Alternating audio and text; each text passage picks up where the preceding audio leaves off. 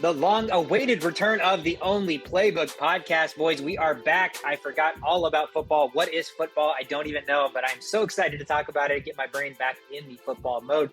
I am Sweetcar. I got Shovit with me. Guys, it's been, a little over a month? Sorry that my marriage took over all of our lives, basically, and we didn't have any time to do anything else, but we are back. How are you guys feeling? Feeling pretty good. It's smart that you did the wedding during the off season. I feel like everyone should take notes and always do it during the off season when we have some downtime. But it's good to be back, man. Good to be talking about football and starting to get our ADPs all ready. Yeah, agreed.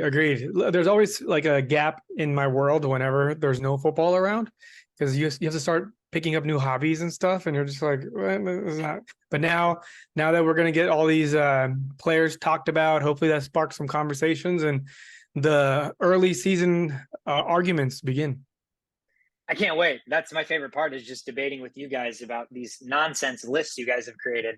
Just kidding. Well, no, we'll get into it. But today's episode, we want to dive into it, guys. Fantasy football, 2 months away. Drafts, 2 months away. I was looking in the ESPN app and the league, and I was like, man, I just want to, hit that button to where it's no longer offline and we're live. And I was going to message the group and be like, should we start figuring out draft orders? Because I'm excited, man. There's so many changes this year in the NFL. Show you sending me your rankings right before the episode. I already see there's a huge disparity in kind of some of the players you have and some of the players I have. I'm assuming Shovit likewise. So today's episode, we are going to talk about the quarterback position, top 12 quarterbacks heading into 2023's fantasy football season. The way I always rank it, because it can be slightly different, is I'm ranking it based on the scoring league that we participate in. Half point PPR is the way I kind of just talk about everything through the lens of. So it might be a little bit different, whether it's standard, whether it's full PPR, whether you have stupid scoring where it's like 6-point touchdowns. But nonetheless, half point PPR, quarterback rankings. I'll kick us off. I want to give you guys my 12, going 12 to 1. Number 12 is Geno Smith. Number 11, I have Tua Tagovailoa. Number 10, I have Dak Prescott. I never thought I'd have those two guys in any of my top lists, but here we are. Number 9, I have, making a resurgence, Deshaun Watson. Number 8, Trevor Lawrence. Number 7, Justin Herbert. Joe Burrow. Number 6, maybe that is going to be something that sparks some debate. Number 5, your guys' boy, Justin Fields. Number 4, Lamar Jackson, bounce back. Number 3, Josh Allen. Number 2 is going to be Patrick Mahomes. He gets dethroned as the top fantasy football quarterback by my number 1 pick, Jalen Hurts. Jalen Hurts is my top quarterback this year. Again, that's Hurts, Mahomes, Allen, Jackson, Fields, Burrow, Herbert, Lawrence, Watson, Dak, Tua, Geno. That's my top 12. Wow, I already see some things of concern, or questions, but nice, solid. All right, well, I'll give my top 12 now. So starting at number 12, I have Trevor Lawrence. 11, I have Tua Tagovailoa. Number 10, I have Geno Smith. Number 9, I have your boy, Kirk Cousins. Number 8, I have Daniel Jones. Number Damn. Damn. Right. Danny Dimes. Number 7, I've got Justin Herbert. Number 6, I've got Joe Burrow. Number 5, Justin Fields. Number 4, Lamar Jackson. Number 3, Josh Allen. Number 2, Jalen Hurts. And number 1, Patrick Mahomes. So our top 6 looks pretty much identical, and then we start fading away. Yeah. No, I think 2 through 7 or 3 through 8 was identical for you and me, but 1 and 2 is flipped, and then 10 through 12 or 9 through 12 is a little bit different. But Shishot, end us with your list, and then we can debate. Yeah, well, I bucked up. I left out one key player. Huge player has been left out of my list. So everything gets shifted down, starting from number 3. So Geno Smith, unfortunately, does not make my cut because I'm going with a person that has been going number 1 for many years, and now doesn't even get involved in people's conversations because his team sucks. So number 12, I'm going with Kyler Murray. I still believe in the legs, right? He's probably got the best legs in the business, but I'm going to get into all that later. Kyler Murray at 12, Trevor Lawrence at 11, Dak Prescott at 10. Justin Herbert should be way lower, but I just keep having faith because of his amazingness and all this stuff. But you know what? This is the year, man. This is one of those years. Justin Herbert at 9, Aaron Rodgers at 8, old man Rodgers. We got Deshaun Watson finally getting some practice time at 7. Justin Fields at 6, Lamar Jackson at 5, then Joe Burrow at 4, Jalen Hurts at 3, Patrick Mahomes at 2, and Josh Allen at 1. Wow. Let the record show that I still didn't know until you just went through it which one you had forgotten, and then you said it, and I was like, wow. Yeah, but it happens, dude. that's crazy. Dude, off-season brain. I'm telling you, man. There were a lot of like Kyler. I didn't even think about until maybe like 30 minutes before the podcast, and I was like, well, thank God we don't know for sure if he's like injured or not, but it's still legitimate whether he should be there. That one was totally glossed over by me, so stupid there. But okay, this is good. So we've got our top 12s out there. Where do you want to start? Well, we all have different number ones. First of all, that's I mean, we can save that for last, but we definitely that's one discrepancy that yeah. So let's talk about this one. Okay, Shovit and myself, we do not have Aaron Rodgers in our top 12. Yeah, you have Aaron Rodgers number 8. Talk to me about old man Rodgers. Dude, man, what was lacking in old man Rodgers last year? Shitty ass receivers, or they didn't exist. He's playing with a bunch of newbies that have been playing football for the first time, got all the jitters going on, dropping passes. I mean, if Watson doesn't drop that pass, the trajectory of the season just drastically changed. Everything changes. And now Aaron Rodgers playing with all of the best weapons he's always trusted as his like 4th and 5th options. And he's got a bunch of youngsters. He's got running backs coming out of the backfield that are faster than most defenders. And he's got a great offensive line, ranks in the top 10. He's got a solid coach offensively and defensively. And the defense is probably, I mean, if you look at my rankings on top defense, 5, at least top 3. So, I mean, Aaron Rodgers, with everything I said, if I didn't even mention the name Aaron Rodgers, you could fill in a quarterback there, and that's a pretty successful quarterback that year, unless you're talking about his backup. So, and that even is a great, like, what better position for that guy to be than to be playing behind Aaron Rodgers and finally understand the game, like, functionally. So, I mean, it's mind-blowing. And I'm not even going to be surprised if Aaron Rodgers beats out, like, players like Patrick Mahomes, honestly, for most touchdowns this year, because just the floor is so easy. It's like perfectly played out situational football for Aaron Rodgers. Yeah. So he's not on my top 12 list, but I think he could be on my top 15 list. I just, part of it is because of his age, and like, how many times do you see a quarterback that goes to a different team at this age, like, produce fantasy numbers? Like, Tom Brady was the last guy, right? But like, outside of Tom Brady, like Peyton Manning, when he went to the Broncos, did not won the Super Bowl, but it's all good. He won the Super Bowl, but he had the 32nd worst offense on that team, right? Fantasy wise, he would not have been top 12 for sure, right? Exactly. Except for the 52 or 53 touchdown year, but in the Denver Broncos, I don't know if I believe so. I think he had like I don't think he had maybe top 5 numbers as far as when he went to the Broncos. Okay. So for that reason, like, Aaron Rodgers is probably, he's been elite, but at this point in his stage, his career, I don't know if that will still replicate. So it's going to be a risk for me to draft him in, like, or have him in the top 12 list. But 15, I think, is good. So where I'm at with Rodgers, same thing. When I made the list, there were like 3 guys outside of my 12 that I was like, can I squeeze them in? Russell Wilson, Kirk, and I think Rodgers. But my thing with Rodgers is not Rodgers necessarily. Rodgers could end up next year having 4,000 yards and 35 passing touchdowns, right? And that'd be an insanely good year. Probably throw like 6 to 10 interceptions. So he's going to be extremely good. But to show what you just talked about, their defense is next level, right? There could be games that the defense just wins for them on their own. Rodgers probably doesn't have to do much. Breece Hall comes back from an injury. That guy was on pace to probably run for 1,500 rushing yards. So he's insane. So it just seems like Rodgers is in like an insane situation to succeed. Like, his football team, the Jets, watch out, because they're fucking scary next year. But from a fantasy perspective on a week-to-week basis, my only knock with that is, again, because I agree that his weapons are better. Like, now you have Garrett Wilson, who's a number 1 receiver, who's better than any receiver the Packers had last year. So by far, he's getting basically a Devontae Adams light, who could potentially be a Devontae Adams in the next couple of years. So I agree with you from that aspect. But even if Wilson has a breakout year, Rodgers ends up putting up the stats that I mentioned, his floor in fantasy is limited just because there's so many players above him now that simply use their legs. That's it.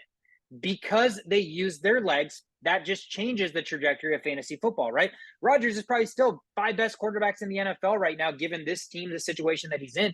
But from a fantasy football perspective, that's why he's like just top 10, top 12 for me. Is like, even in good years for Rodgers, remember the efficient games where he'd have like 199 yards or like 215 yards and he'd throw 4 touchdowns, no picks? That's insane. His team would dominate, they would win. But like fantasy numbers wise, there would be guys that would rush for 110 yards and throw for 150 and 2 picks and still out fantasy produce him. So that's the only reason why. I agree with you from a football perspective. Dude, Aaron Rodgers is worth walking into, just like Tom Brady, what he walked into Tampa Bay his first season, but I think better. So it's kind of scary, but that's why he's not on my top 12. So a couple things. That Manning year, he had 55 touchdowns and 10 interceptions, and he led the league in fantasy points.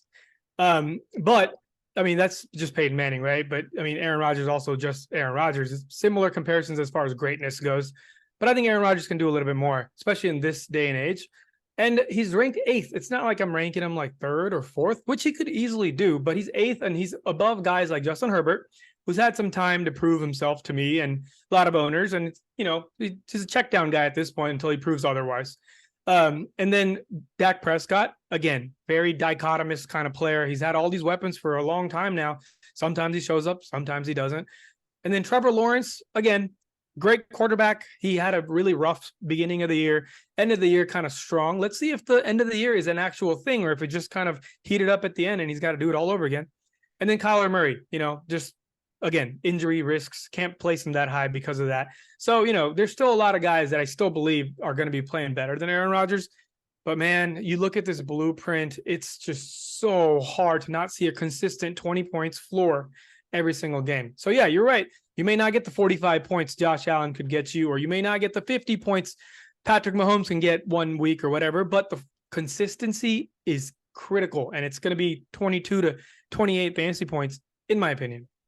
Yeah, you also have to think about like ADP as well. Like, if he's the 8th quarter, if you're trying to draft and there's already been 7 quarterbacks that have been drafted, like he's not going to be the 8th quarterback that you pick up, but he may have the numbers to be the 8th quarterback. So like he could have that, that type of season, but you just won't go into the draft looking at this list, be like, oh, he's the 8th quarterback on the board now. Now I have to draft him. Like, yeah, I mean, we're not doing an ADP list. We're doing like which quarterbacks you think are going to have the best fantasy years. If you can, as a quarterback 2, you already have someone, and you get Aaron Rodgers as like I would disagree. I would just not draft the quarterback, and this would be like the best spot to draft a quarterback in the 8th round or 7th round because of players drafting guys like Justin Herbert early. Been there, done that, seen what he can do, seen all these weapons. But I also see this, there's like this massive glaring weakness that just presents itself. And maybe it's the offensive line, maybe it's him, who knows? But the risk is there. And with Aaron Rodgers, the floor is just not as low as a lot of these other guys. Yeah, no, I see what you're saying in the variance in guys who are uncertain versus Aaron Rodgers, who we've considered the best quarterback, one of the best quarterbacks of our generation over the last decade. And he's going into a situation that's so much better than last year. So I agree with you just from that aspect. I still just have slight hesitation that he could be putting up 15 to 18 points, and there would be nothing wrong in the way he played the game. Nothing on the stat sheet would say he had a bad game. They would probably win the game by 20, but he just didn't need to do enough. That's where, again, the legs of these other players, like Rodgers, even 5 years ago, using his legs, man, like he'd scramble in for touchdowns every once in a while. He'd make that necessary scramble for a first down. I just worry that maybe he doesn't have that in his game anymore. And that's the little discrepancy, because over a long football season, like the difference between the 8th quarterback's total points scored and the 13th is probably like what, 10 to 15 points? Not much. It's so small. So also, that's it. One last thing. The defense is so good, he's not going to have to throw 5 touchdowns. That's the reason he's 8, and that's the reason he's not number 2 or even higher, to be honest with you. It's just the defense, man. The big focus here is the defense, and it's probably the best in the league. So that's the biggest one that I see in our discrepancy. Obviously, neither of us had Kyler in there, but not much to talk about considering I think it's the question mark of whether he's going to start week 1. If he's playing a full healthy season, I think me and Shovit would easily both have Kyler in our top 12, just again, because he uses his legs. But other than that, I mean, a couple of ones that I want to look at, Deshaun Watson. Shisho, you have Deshaun Watson number 6. I have Deshaun Watson. Oh, yeah. Oh, 7. Sorry. Yeah. You have him 7. I have him 9. Shovit, do you have him in your top 12? He's not in my top 12. No. He's not in your top 12. Okay. So, Shobit, you don't have Deshaun Watson in your top 12. Talk to us. Yeah, so he could have been. So it was between Trevor Lawrence and Deshaun Watson for me, and I just feel like, yes, he only had 6 games that we really saw of Deshaun Watson. He looked a little bit rusty, but to me, he's a risk, and he's not a guy. He very well could be in this top 12 list, but I'm not ready to make a decision on putting him up there, and like it's not guaranteed. He could still be rusty as he was last year, or he could have a decent season. It's just like, and I don't think that there's not a high ceiling with Deshaun Watson just with the way he played last year. So I just don't think he deserves a top 12 list. Maybe top 20, but that's it for me. So let's rewind to Deshaun Watson before all of this stuff that happened, all of the off field stuff, right? Deshaun Watson was what, fantasy top 5 quarterback? I mean, the dude was on pace to put up historic numbers with a really, really bad Texans team that basically just had like Andre Johnson, and then it didn't. I don't even know how much overlap they had, but he was playing with a ragtag group of like pieces of shit, basically, for lack of a better word. And he was putting up amazing fantasy numbers, right? Fast forward, he has all of this offseason, like off the field stuff happen. He doesn't even snap a football or like see a football field for what, 2 years? Over 2 years? And so now, without even getting a full off season, with a brand new football team, brand new head coach, brand new scheme, brand new set of 52 guys, now he finally gets an off season, an entire off season. It's a lot of the same players that he got to play 6 games with last year.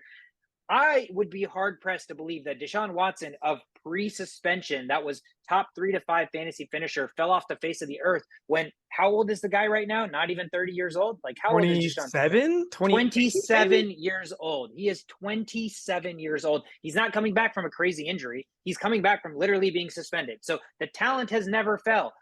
Whether his mental and emotional and all that stuff inside his head is the reason why he doesn't become a successful football player anymore, that's a whole nother story, whole nother argument. But the Deshaun Watson we saw on the football field, when he was on the football field playing a full season, that guy should easily be a top 5 fantasy finisher. And the only reason he wouldn't, is you have guys like Hurts, Allen, Jackson, Fields who will just run for more rushing yards than him, and that might be the deciding factor. But again, pre-suspension Deshaun Watson is absolutely, in my opinion, a top 10 fantasy finisher without a doubt.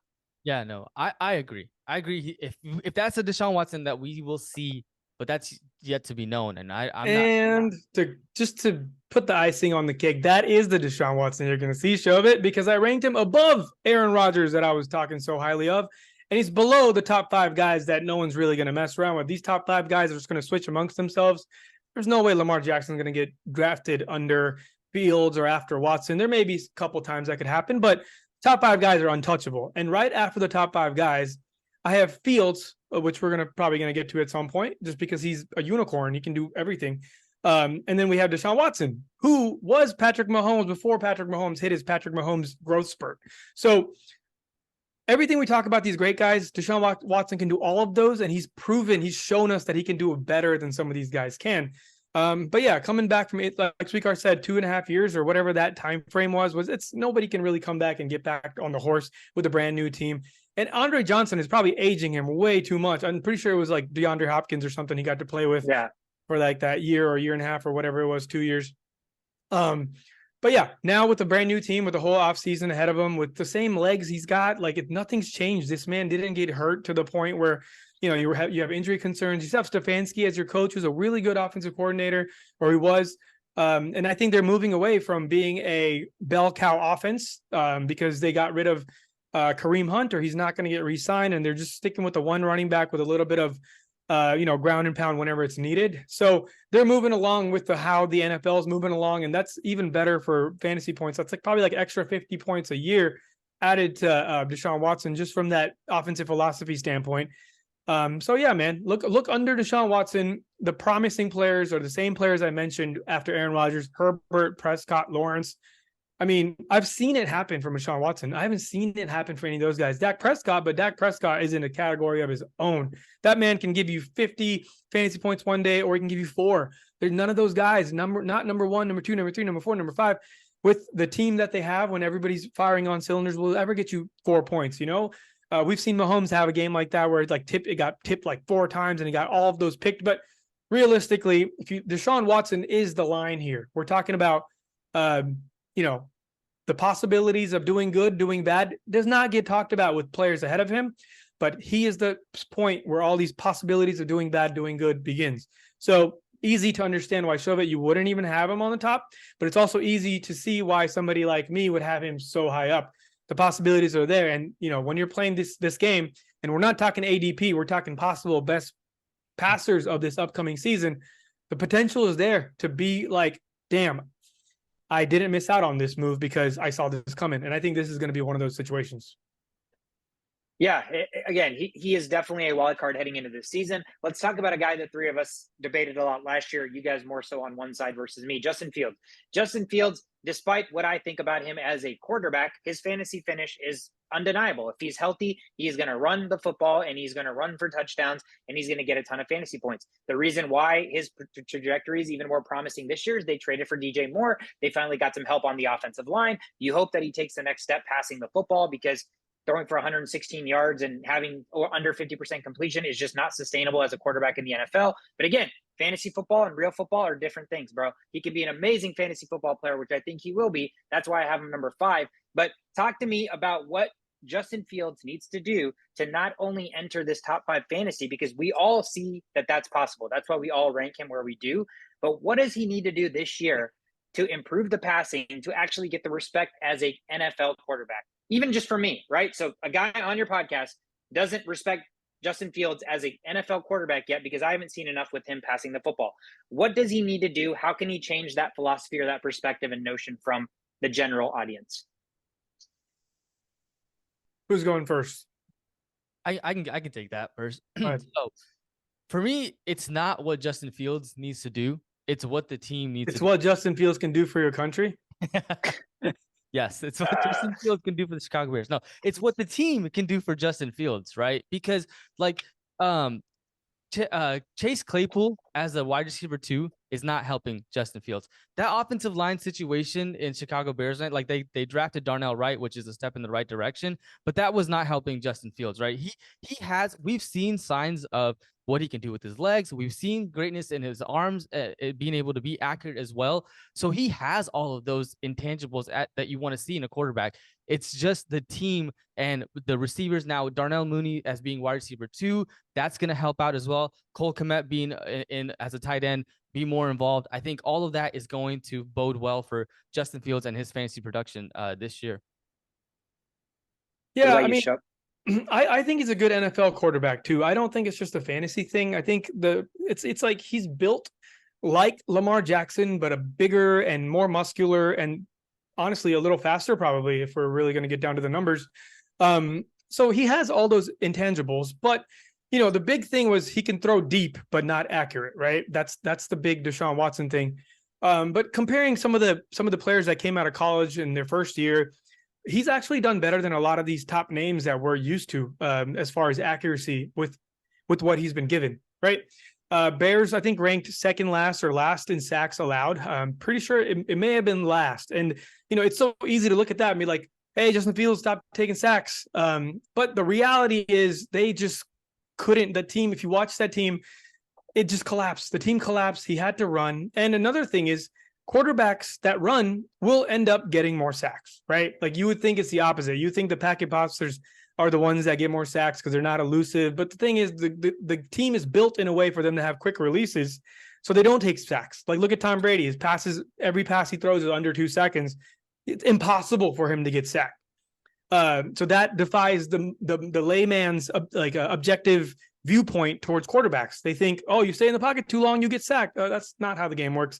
It's usually like if you give up on your first couple of passes and start making scrambles and looking left or right, that's when you take the sacks. And I think that's the part that needs to improve. I think it will improve with the better wide receiver core. And just, you know, they have had a year to figure this shit out with plenty of data to touch up on things. You would think an NFL team is capable of that. So I think it's possible. I think, Sweetcar, you have him in your top 5. I have him in my top 6. I'm wondering if you're just teeter-tottering between him and Lamar Jackson. But we'll get to Lamar, I'm sure, too. But yeah, the page is set. The blueprint is set. He knows what he has to do. I think you just take a little bit less sacks, more passes in the pocket, and then that makes the rushing touchdowns even more important because they're expecting it less, right? It's all about what the defense is expecting and what you can give them. And now if you kind of take the rushing attempts to a minute amount or less amount, let's say if you're rushing 52% of the time, now you're rushing 42% of the time, that extra 10% where the defense has to guess is critical, especially when you can throw the ball 80 yards and you can run the ball faster than anybody else in the field.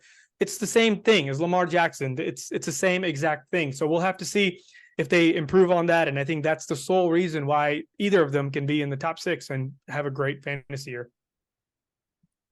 Yeah, I have them. I have them 5, but I have Jackson 4. So the person that doesn't make my top 5 is actually Joe Burrow. But nonetheless, I mean, again, it remains to be seen.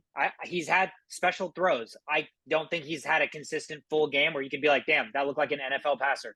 You can show me the game and I'd gladly watch it with you. But from start to finish, I did not see a single football game. But there were flashes. Absolutely. So that's all it is. Can he put it all together and have an entire season where he actually showcases and takes that next leap like Jalen Hurts did from year 2 to year 3? So this is year 3 for Justin Fields. The situation's gotten better around him. He has a true number 1 receiver. He's got a better offensive line. So I am excited to see what he can do because, again, it's crazy that I talk this way about Justin Fields when coming out of college, I was so freaking high on Justin Fields, right? So, again, it's not like I've been a Justin Fields hater since he was in college. It's just what I've seen from college to the pros is exactly what my fears with him were. But, again, year 3, let's see what happens. I want to end the quarterbacks because, again, I know we're running long. Final thing, our number 1s. All 3 of us have 3 different number 1s. I have Jalen Hurts. Shosho, you have Josh Allen. And Shovit, you have Patrick Mahomes. Patrick Mahomes seems like the obvious answer. Wasn't he a top fantasy finisher last year at the quarterback position? Was he and then the 2 years before that, it was Josh Allen, right? So it was Josh Allen back-to-back years, and then it was Patrick Mahomes last year. So I'll start. The reason why I think Jalen Hurts is going to be the number 1 fantasy football quarterback finisher is because I think he still has more to learn. I think he still has another leap that he can make. Again, he took that year 3 leap, but we're still not like, from a quarterback playing perspective, Jalen Hurts is a Patrick Mahomes or Jalen Hurts is on that level, right? Because from a simply quarterback perspective, there are things that Patrick Mahomes can do that basically nobody else can. But every year this Eagles team gets better, which is crazy to say considering that they just went to the Super Bowl last year. And all they continue to do is become more complete of a football team. So I only think the sky's the limit for Jalen Hurts. I know, they put this emphasis on the quarterback sneak and all those rushing touchdowns, but they have not proven the ability to stop that. So I almost think we're going to see more of that this year. They can't stop it. If they can't stop it 2 yards out, why do we think they can stop it 3 yards out? Like, I think there's going to be more experimentation done with that because you still have the same great offensive line. You lose Miles Sanders. Is that correct? Who's their Eagles signed some running back, right? Why am I drawing a blank? Did the Eagles pick up a running back? DeAndre Swift and Rashad Penny. DeAndre Swift and Rashad Penny. Okay, so another crazy thing. Both of those guys, what are they injury prone? What does that mean? Limit their touches. What does that mean? More read options. And Jalen Hurts keeps that damn football. So, again, any of those guys could finish top 1 at the end of the day. Allen's done it. He's proven to do it. Mahomes proven to do it. Now I'm just playing the law of averages. Who's the next guy to prove that he can do it? Because Lamar Jackson's done it. Justin Fields will probably do it in his lifetime once or twice. So who's the other guy left right here out of process of elimination based on just upward trajectory? It's Jalen Hurts. So that for that reason, I have Jalen Hurts as my number 1. Wouldn't be surprised if it's Mahomes. Wouldn't be surprised if it's Allen. Wouldn't be surprised if those 3 guys end the season with like 5 points between the 2 in terms of disparity. Shosho, Okay. You had Josh Allen. Talk to me about Josh Allen. I mean, there's really not much to be said. I'm not even a Josh Allen fan. I don't even like this guy. He's literally not even that good, to be honest with you. He's skilled. He could throw deep. He just doesn't make good decisions when time matters. But that doesn't matter for fantasy football, right? So the strengths, right? What we need to talk about is not the things that have been added, right? It's that there's a lack of deletions. It's the same team. It's the same team. You did this already. You've had your pain. You're the cover of Madden. Like, time to prove it, Josh Allen. I mean, you've proved it many times, throughout the years. Kind of sucks when it matters. But I think you learn from all of that. You would assume their strength of schedule isn't that sexy. It's right in the middle of the pack, just like Patrick Mahomes and just like Jalen Hurts. Not much discrepancy there.